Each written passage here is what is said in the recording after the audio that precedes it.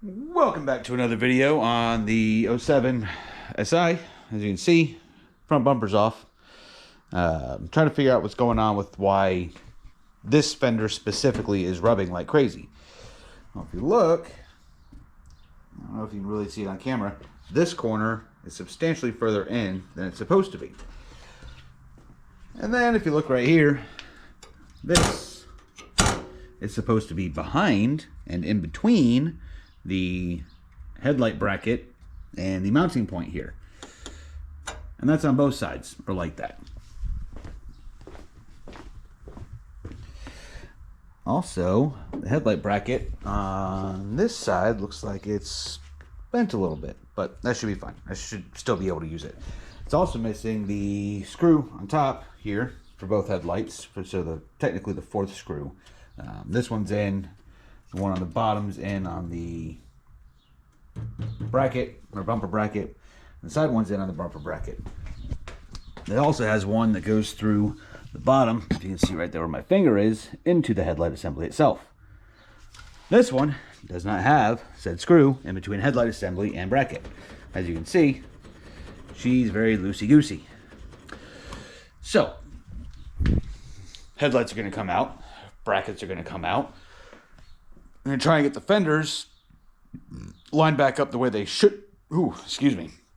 We're going to try and get the fenders lined back up the way they should be in between the bracket for the headlights and the bracket to the frame rail, so that hopefully this stupid thing doesn't rub anymore. And that's whatever. These fenders suck anyways. They need to be replaced, but for right now they're doing their job. You can also tell front end accident here too. The front impact sensor is just kind of zip tied there. It's missing the horns on both sides. Yeah, the other horn should be right here where there's a crack in the frame rail. Let's see. No, the impact sensor on this side's fine, but she was definitely bottomed out at some point and wrecked on the passenger front end. I did finally get the title on it a day or two, or actually today. And it is a salvage title, which I didn't realize, but that's fine. It's not a big deal. More so, I'm just worried about getting these fenders to sit relatively correct. That way I can drive it without smashing the tire into the fender. So I'm going to start disassembling and see if I find anything else interesting while I've got it apart.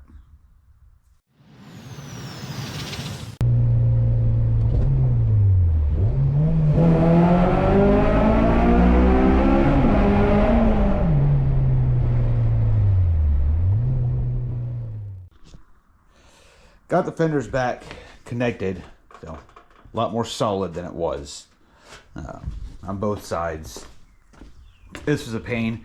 There's a 10mm bolt right here that holds the bumper bracket and headlight into this bracket here.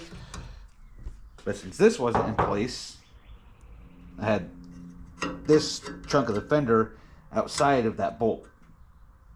That sucked getting out.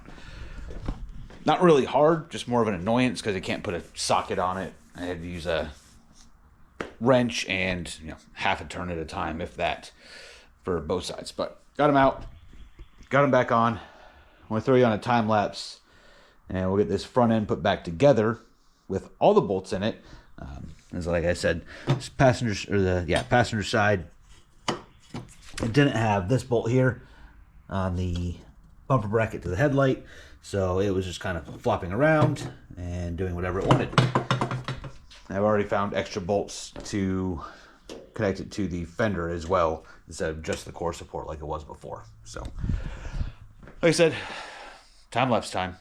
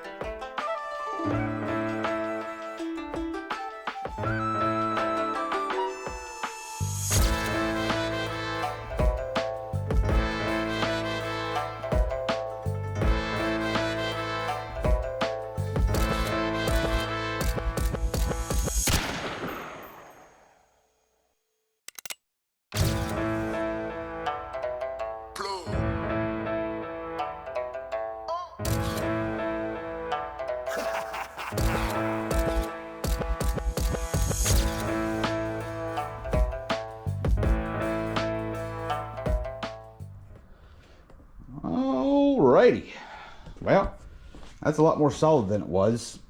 That's not just flopping around like a dead fish in the wind. I mean, yeah, that needs, again, all this needs to be replaced at some point, but the hell out of my face, bee, fly, whatever you were. It's all nice and secure now. Everything's actually bolted where it needs to be bolted instead of just kind of half-assed put back together. So I got all the bolts in, one right here, one on top, one down below, one on the side for the headlight. Got the bolt from underneath the bumper bracket into the bottom of the headlight on both of them now. So much better. I need to put the wheels on, obviously, still go drive it and see if that fixes the damn rubbing. Actually, I can show you what I'm talking about. So driver's side, nothing, right? A little bit, maybe, but nothing major. Come over here to the passenger side on the outside edge, and she's got some chewing going on. She's been making some contacts, and yeah, you can see it right there pretty good. We got these on. Go throw them. Go take it for a test drive, and we'll see what happens. If anything, if I have to have it a little bit more negative camber, not a big deal. It's only at like -2 degrees right now, so I think I was running it on that car at -3.5 in the front. That also could be a difference as to why it's rubbing, and it's on a 255/40 instead of a 245/45. So slightly wider tire, smaller sidewall, should be the same, but the 245s were slightly stretched.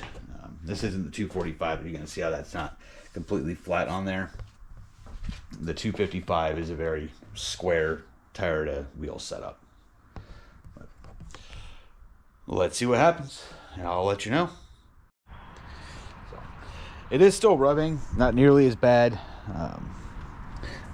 Still, it's just mainly on this passenger side here, but really not nearly as much as it was. It's really big dips on the highway. That's mainly what I'm feeling it. Before it was like every little bump, but stupid bumper won't stay attached. That's gonna be the end of this one. See y'all next time. I already got the next one lined up. It's gonna be interesting.